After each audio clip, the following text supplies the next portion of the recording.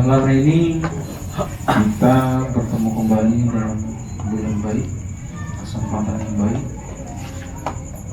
Dan sebentar lagi kita akan memasuki yang namanya bulan suci Ramadan. Dan kita sedang berada di tengah-tengah bulan Sya'ban. Kata Allah, Sya'ban itu adalah Rajab itu syahrullah, Sya'ban itu syahrul Nabi. Rajab itu bulannya Allah, ya, Sya'ban itu bulannya Nabi, Ramadan syahrul ummati, Ramadan itu bulannya umatku. Berkenaan dengan bulan suci Ramadan yang sebentar lagi akan kita hadapi, mudah-mudahan Allah sampaikan umur kita untuk mendapatkan bulan suci Ramadan yang akan datang. Berikan Allah kesempatan, kekuatan untuk menjalankan ibadah di bulan Ramadan seperti tersebut.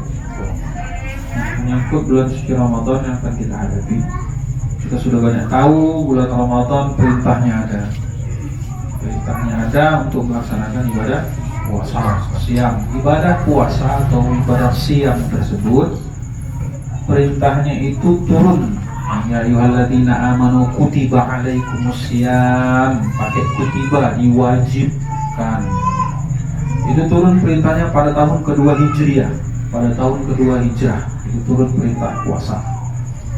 Nah, yang mana perintah puasa tersebut diwajibkan untuk orang-orang Islam untuk melaksanakannya, yang turun pada tahun kedua Hijrah. Dan juga bulan Ramadan tersebut bulan yang di dalamnya diturunkan bulan ayat suci Al-Quran. Pertama sekali itulah surah Al-Alaq turun. Ya, sepakat para ulama waktu itu menghitungnya turun pada malam 17 Ramadan. Jadi Nabi pada waktu di Gua Hira itu bertepatan pada malam, ya, Lailatul Qadar ataupun malam 17 Ramadan. Itu yang dipeluk Nabi itu Iqra itu malam 17 Ramadan. Itu seperti para ulama. Nah, menyangkut puasa ini tadi banyak hadis yang menjelaskan tentang keutamaan puasa. Mungkin setiap tahun kita sudah dengar itu, bahkan hafal di kepala kita. Yang terpenting apa? Bagaimana cara kita menjalankannya agar puasa itu sempurna di mata Allah, tidak cacat di mata Allah Subhanahu wa taala. Karena memang ibadah yang lain itu kesemuanya untuk kita kembali. Sholat itu baliknya kepada kita. Apalagi sedekah itu kembalinya kepada kita. Tapi khusus untuk puasa, fa innahu li, kata Allah. Puasa itu untukku, wa ana ajzibi. Dan aku sendiri yang langsung nanti akan membalasnya, kata Allah. Itu dibalas Allah langsung nanti ketika bertemu dengan Allah. Apa dalam hadis Nabi? Dua kebahagiaan orang yang berpuasa. Pertama, sinfarun farhatani yafrahuhuma. Dua kebahagiaan orang yang berpuasa. Satu ketika datangnya saat buka. Jadi heran juga kalau orang puasa itu waktu buka nggak senang, itu agak payah juga orangnya itu. Ya, agak lain berarti orangnya, bukan orang. Berarti apa? Kompot. Yang kedua, kapan dia senang? Ketika nanti bertemu dengan wajah Allah Subhanahu wa taala. Bahkan dikabarkan ketika bertemu dengan wajah Allah itu diperlihatkan untuk orang-orang yang puasa, ya, kita tertegun sampai diperhitungkan satu ukuf. Jadi dihitung-hitung satu ukuf itu berkisar sekitar 500 tahunan. Itu tertegun melihat terpesonanya wajah Allah Subhanahu wa taala ketika diperlihatkan untuk orang-orang puasa. Kemudian apa lagi kelebihannya? Orang puasa ini yang mengamalkan ibadah puasa, ada pintu VIP di surga. Ya, ada pintu VIP di surga. Namanya pintu Ar-Rayyan. Satu pintu VIP itu ada dua di surga, satu pintu Royan, Ar-Royan untuk orang yang puasa, satu namanya pintu Duha. Ya, dua pintu VIP, nggak semua orang bisa masuk situ. Ya, VIP namanya PIP tertentu. Ya, jadi orang yang suka duha sama orang yang suka menjalankan ibadah puasa. Nah, itu kelebihannya. Banyak. Setelah dikumpul-kumpul itu, saya kumpul-kumpul kelebihan berpuasa itu ada banyak. Ya, ada beberapa yang bisa saya kumpul. Pertama, diampunkannya dosa-dosa yang telah lalu kalau ikhlas, ya, walaupun itu hadisnya dhaif, ya, itu berpuasa dengan ikhlas. Dan kemudian yang kedua, bergembira saja, ya, bergembira dengan datangnya bulan suci Ramadan, maka diampunkan dosanya yang telah lalu. Nah, Gembiranya memang gembira mau meningkatkan amal ibadah, bukan gembira nanti hari raya dapat THR, bukan. Ramadan masuk, bentar lagi hari raya, agak belum disingkir THR, jadi gembira, bukan itu gembiranya. Gembira mau menjalankan ibadah puasa. Nah itu banyak, apalagi as-shaumu junnatun, puasa itu adalah merupakan dinding atau perisai dari jilatan api neraka. Orang yang rajin mengamalkan ibadah puasa, baik ibadah puasa wajib dan puasa sunat, dia akan terdinding dari jilatan api neraka. Itu banyak. Apalagi sumu tasihu, puasa itu adalah untuk sehat. Puasalah kamu agar kamu sehat.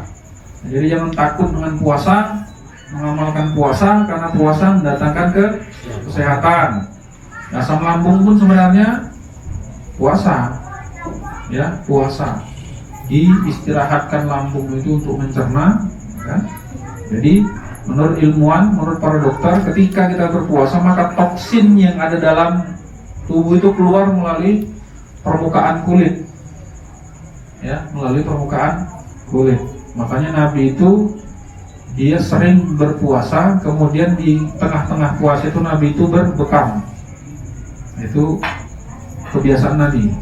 Setelah diteliti memang ketika toksin itu naik ke permukaan kulit, itu ketika dihisap sama bekam, nah itu keluar. Jadi berbekam itu ketika di bulan, ketika sedang berpuasa itu tidak membatalkan puasa, ya.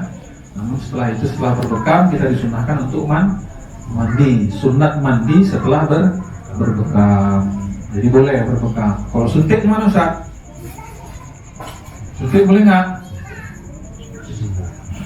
Kalau suntik berbeda pendapat. Cuman qaul yang paling banyak membatalkan puasanya kalau suntik. Ya, walaupun ada yang tidak membatalkan, tapi paling banyak qaulnya itu membatalkan. Kenapa? Karena ada yang dimasukkan. Kalau bekam nggak ada yang dimasukkan, tapi dikeluarkan, itu bedanya. Disitulah letak perbedaan. Itulah puasa. Kemudian apalagi? Sumu tasihu. Kemudian benteng dari jilatan api neraka, banyak untuk kesehatan. Terus kemudian apalagi? Boleh nggak Ustaz ngambil keuntungan dari puasa, misalnya diet, gitu kan? Daripada diet nggak dapat pahala, nggak dapat fadilah, bagus puasa aja gitu. Boleh nggak Ustaz? Boleh. Ambil keuntungan dari ibadah puasa untuk dietnya boleh, silakan. Tapi niatnya tetap juga untuk puasa, jangan diganti. Hanya memang sengaja aku berpuasa untuk mengecilkan pinggang Tuhan Allah Taala, jangan gitu aja. Jadi tetap puasa. Apalagi, nah yang timbul pertanyaan sekarang yang boleh-boleh diulang itu, mana puasa yang tahun yang lalu-lalu, yang lalu belum diganti. Ada yang tinggal puasa yang lalu sudah diganti apa belum? Nah, maka cepat ganti, cepat diganti, ya, sebelum datang masuk bulan Ramadan. Cuman kalau udah lupa Ustaz, gitu kan? Udah lupa, berapa pun yang dulu waktu lacang mungkin kan, ada tinggal, ada motel diam-diam di luar nggak puasa, di rumah puasa kan, gitu kan? Orang buka, awak sibuk juga apalagi buka. Kemana itu Ustaz cara gantinya? Berusaha untuk mengingat. Maka tadi apa? Gantilah di hari yang lain, ya, sebanyak puasa yang dia tinggalkan. Ingatlah. Dan kemudian cuman Ustaz, aku tahu dulu orang tua pernah tinggal puasanya. Mungkin orang tua agak bandel sedikit, orang tua awak kemungkinan. Kemudian meninggal dunia. Setahu kami anak-anaknya belum sempat digantinya puasanya. Itu cuman Ustaz, gitu kan pertanyaannya. Maka boleh membadal puasakan orang tua kita, ya, yang udah terlanjur meninggal. Kita tahu itu puasa dia pernah tinggal, ya, tahu kita pernah tinggal, apalagi belum sempat digantinya. Bisa satu karena bandal, yang kedua mungkin karena sakit, kan gitu kan? Karena sakit belum sempat diganti. Jadi boleh kita menggantikan puasa orang lain, ya, terutama orang tua. Jadi jangan sengaja aku, ya, membadal puasa, badal siap, menggantikan puasa karena Allah Ta'ala. Jadi boleh, ya, menggantikan puasa orang lain. Nah, kita sendiri pun gitu juga, berusaha untuk mengingat, untuk mengganti puasa kita. Dan kemudian setelah itu jangan lupa bayar fidyahnya, jangan lupa. kalau udah lupa, ya kan, bayar fidyah sebanyak ya 1 qirat atau satu mud. Kalau kira-kira ukuran sekarang satu kali makan, untuk satu orang fakir miskin. Kalau diuangkan, nah gitu loh, berapa lah kira-kira? 10.000 atau 15.000 kira-kira sekian. Seperti itu lagi per harinya. Karena 1 mud plus lauk pauk itu puasa. Nah, kemudian apa lagi? Puasa yang lalu yang belum pernah diganti. Kadang-kadang ada pertanyaan gitu, katanya ada yang mau didouble, kan gitu kan? Pernah dengar? Double gitu kan? Karena yang tahun lalu udah masuk ini semalam belum diganti, jadi kami nanti double lah. Yang tahun lalu double jadi 2 gitu. Nah, mana kira-kira itu mana itu? Dari mana dalilnya? Saya kurang juga ngerti. Karena yang jelas tadi dalil dalam Al-Quran itu kita dengar apa? Maka menggantinya pada hari yang lain sebanyak puasa yang ditinggalkan. Jadi kira ada bahasa double nggak sih itu? Ada ya. Tapi tetap wajibnya kan ganti. Kemudian apa lagi? Faman kana minkum maridon aw ala safarin fa'iddatun min ayamin ukhra. Barang siapa yang sakit kemudian musafir, maka dibolehkan baginya untuk tidak berpuasa dan menggantinya pada hari yang lain. Asal musafirnya itu tidak bertujuan untuk maksiat, itu boleh ganti di hari yang lain. Timbul pertanyaan, jadi Ustaz kalau sengaja gimana gitu? Disengaja musafir, walaupun betulnya nggak usah musafir aja lah, biar nggak puasa gitu, kemana? Gitu. Timbul gitu kadang-kadang, jalan-jalan yang pertanyaan ini. Sengaja musafirkan diri gitu, biar nggak puasa, mana gitu kan? Ya itu tergantung kembalinya kepada kita. Niatnya itu tadi kembalinya untuk apa? Ya, kalau mau ngakal-ngakali, Allah lebih pandai untuk berakal-akal. Pandai berakal-akal. Kita yang tahu amal ibadah kita itu macam mana niatnya. Yang penting secara syariat itu tadi, ya. Kalau musafir, gantilah di hari yang lain. Kalau sakit, masih ada harapan sembuhnya. Misalnya sakit, demam-demam nggak bisa harus makan obat segala macam, maka ganti di hari yang lain sebanyak puasa yang dia tinggalkan. Kemudian kalau nggak bisa, barulah bayar fidyah sebanyak berapa? 29 hari puasa itu, bayar fidyahnya. Itu kalau orang yang sakitnya tidak ada harapan sembuh lagi. Nah, bagaimana untuk ibu-ibu yang hamil dan menyusui? Itu gimana? Ibu yang hamil dan menyusui, dilihat sikonnya, dilihat kondisinya. Kondisinya seperti apa? Ibu hamil atau menyusui, pertama ini dimasukkan ke dalam kategori orang yang sakit.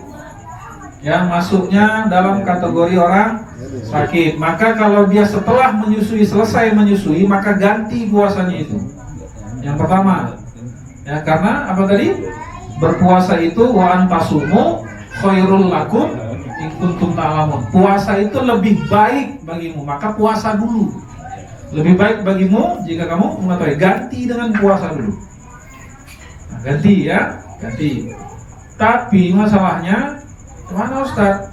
Nggak pernah pula puasa. Nah, terus kesundulan terus. Nggak puasa. Gitu kan? Ini hamil, nggak puasa 9 bulan. Udah sikap hamil, nifaslah pula. Kemudian menyusui 2 tahun. Habis menyusui 2 tahun ada lagi, gitu kan? Terus gitu terus. Kapan puasanya? Menggantinya macam mana kan gitu? Kan masalah tuh ya. Gimana gantinya? Ya, makanya itu tadi jatuhlah kepada fidyah, barulah masuk kewajiban fidyah. Nah, untuk wanita hamil dan menyusui kalau diragukan, ya, mengkhawatirkan kandungannya dan anaknya yang disusui, maka dia menggantinya dengan berpuasa dan juga membayar fidyah menurut 3 mazhab. Menurut tiga mazhab. Siapa itu? Hanafi, Maliki, Syafi'i. Tapi Hambali, Imam Ahmad bin Hanbal, beliau tetap ya tidak memaksakan, hanya diganti dengan fidyah saja, tergantung yang mana yang mau. Ya. Kalau untuk ibu dan hamil dan menyusui tadi, Hanafi, Maliki dan Syafi'i ganti puasanya bayar fidyahnya. Ya, itu 3 mazhab. Nah, itu tadi satu mazhab tadi tidak cukup, ganti dengan fidyah saja, tergantung mana. Tapi kalau yang itu tadi yang terus menerus kapan mau ganti puasa, maka dia dikategorikan ke dalam golongan orang yang sakit yang tidak ada harapan sembuhnya, karena terus menerus gitu. Nah, tahu kan banyak anak banyak rezeki kan gitu kan, menganut paham itu, ya itulah dari bayar fidyahnya. Kemudian apa lagi tentang puasa ini banyak. Nah, di puasa itu ada juga yang namanya diturunkan Al-Quran, maka pada malam 17 Ramadan turunlah Iqra surah Al-Alaq, itu bertepatan dengan kata malam Lailatul Qadar.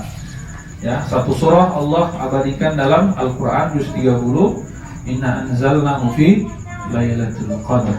Ya, turunnya malam Lailatul Qadar. Kapan? Kata Nabi, jaga pada malam terakhir, 10 hari yang terakhir, terutama di malam-malam gaji. Udah berapa tahun puasa kita selama hidup? Yang mulai 60 tahun mungkin ya udah sekitar 45 tahun lah puasa kan gitu kan. Yang mulai 50 tahun, nah hitung sendiri udah berapa lama puasa. Yang umur 30 tahun berapa lama puasa, udah dari mulai 15 kan gitu kan, mulai balik. Kira-kira udah selama malam ini udah banyak lagi lama puasa. Kira-kira udah ada yang pernah jumpa malam Lailatul Qadar? Namanya kali puasa lama kan. Kalau yang udah 40 tahun rata-rata 40-50 tahun udah lama puasa. Berapa tahun jumpa puasa?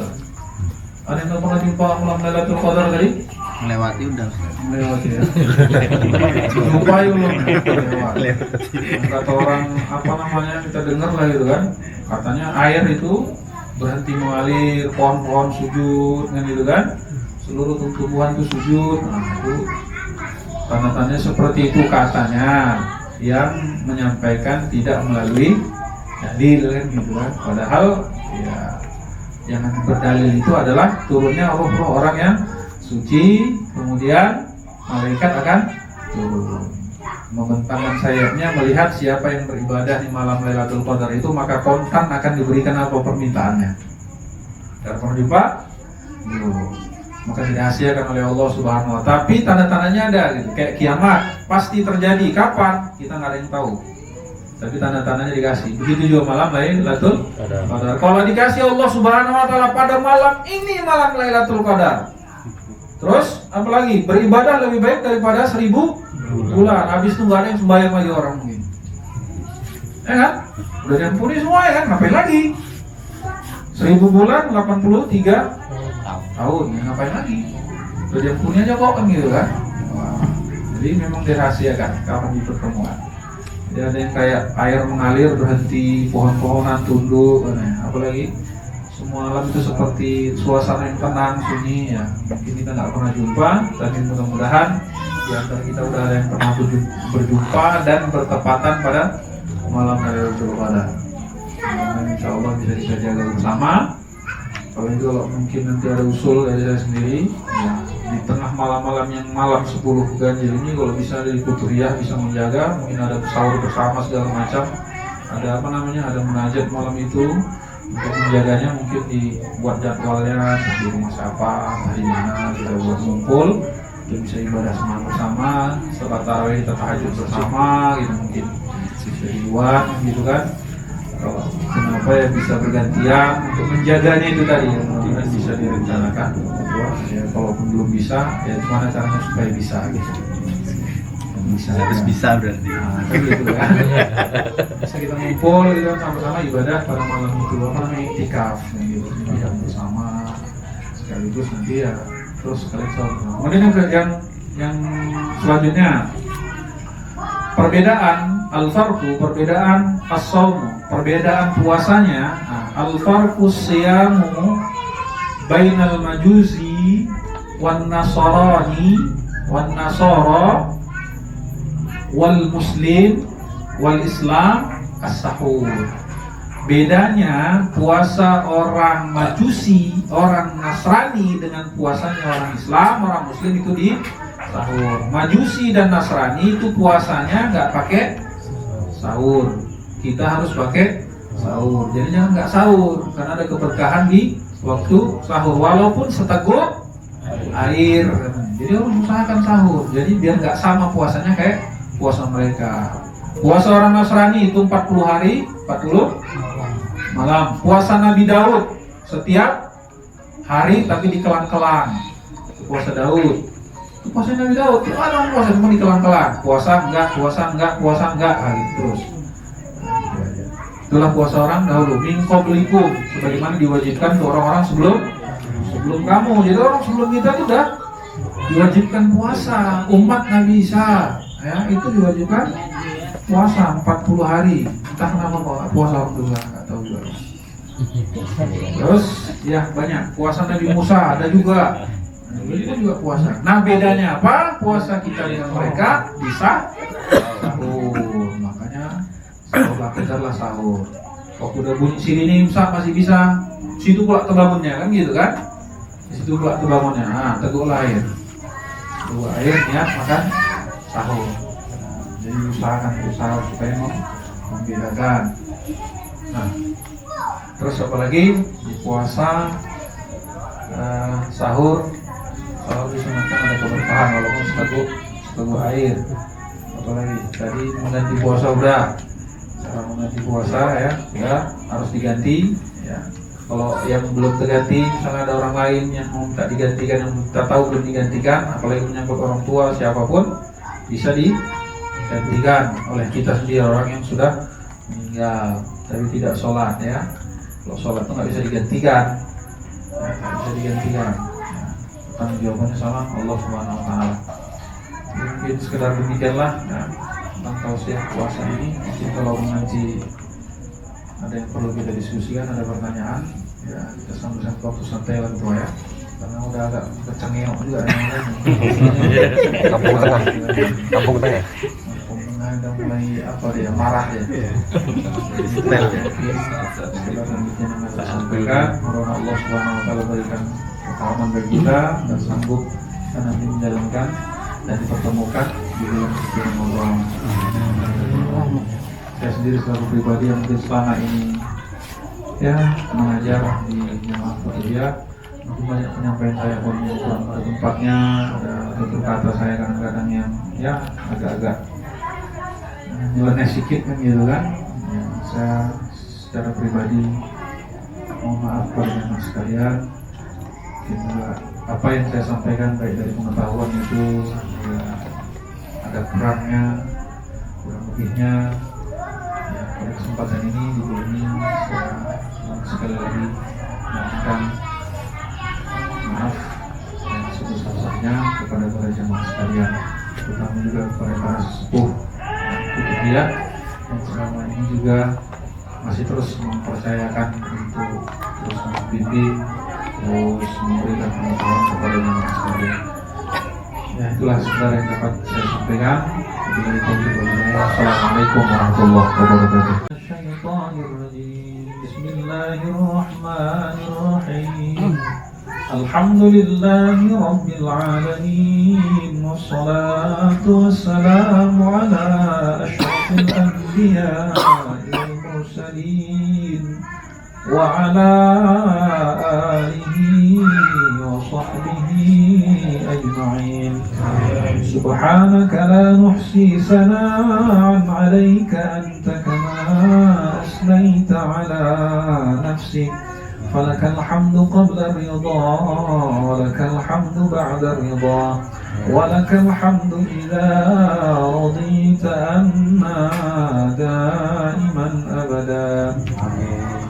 اللهم اغفر لنا ذنوبنا ولوالدينا وارحمهما كما ربيانا صغيرا ولجامع المسلمين والمسلمات والمؤمنين والمؤمنات الأحياء منهم والأموات إنك على كل شيء قدير. ربنا أوزعنا أن نشكر نعمتك التي لا أنعمت علينا وأن نعمل صالحا ترضاه وأدخلنا برحمتك في عبادك الصالحين. اللهم بارك لنا يا الله في شهر شعبان. اللهم بارك لنا يا الله في شهر رمضان.